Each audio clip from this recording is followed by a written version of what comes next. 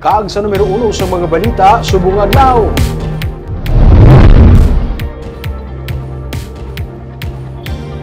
Nakalabot na sa National Bureau of Investigation ang insidente sa pagpamakal sa mga ID sa Bacolod City. Sunod sa ahensya, posible sa hindi kakaso sa pagkuha sa mga identity sa mga tag-iya sa ginpicturan ng mga ID. Yaring report.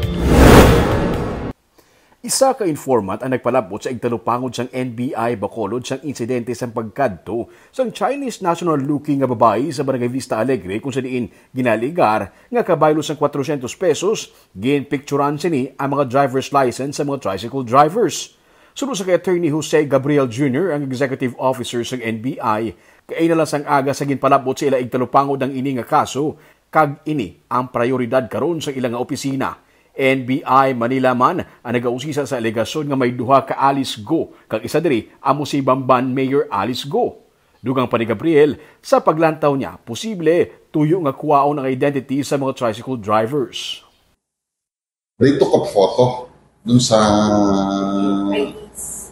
driver's license. So it appears to us na yung nangyayari, they just took the details. So possibly nagagamit nila yung identity later on to assume. Just like the identity of Alice Guo, di ba? There are two Alice Guos. Yung isa is ang feature na mukha is Filipino, di ba? Pero yung isa yung si Mayor. But they have the same details. So there's a possibility here na magagamit niyan. Ginpahibaluman sila nga may nagpadulong nga pulis sa lugar kag inibitar sa police station ang Chinese-looking nga babae. Magapakig-angot man sila sa PNP para mapungkuan kag mausisa sang madalom ang ini nga insidente. Damlag pa, ginsiling sang commander sa Police Station 4 nga si Police Captain Francis De Pasukat nga nag-aligar ang duha ka mga Chinese national-looking nga mga babae nga ginpa-register lang nila sa e-wallet ang mga drivers. Bangod wala sang reklamo, ginrelease man sila gilayon sang PNP. Sunod sa NBI, kung ginpicturan lang abi ang lisensya sang tricycle drivers, wala man sa may natabo nga krimen. The mere act of taking a photo dun sa ID is not a criminal act. So you cannot arrest that person na gumagawa nun.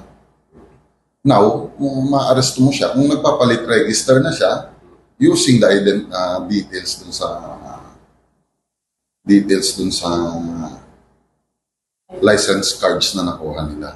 May mga tricycle drivers man sa Purok Arabay 2 nga parte na sa Barangay Estefania ang nagpanugid na ginpicturan sang Chinese-looking nga babae ang ilang national ID kabaylo sa 400 pesos. 100 pesos lang galing ang nagtupa. O si saon man sang NBI kung isa lang ini sila sa mga tricycle drivers nga nagreklamo sa Barangay Vista Alegre.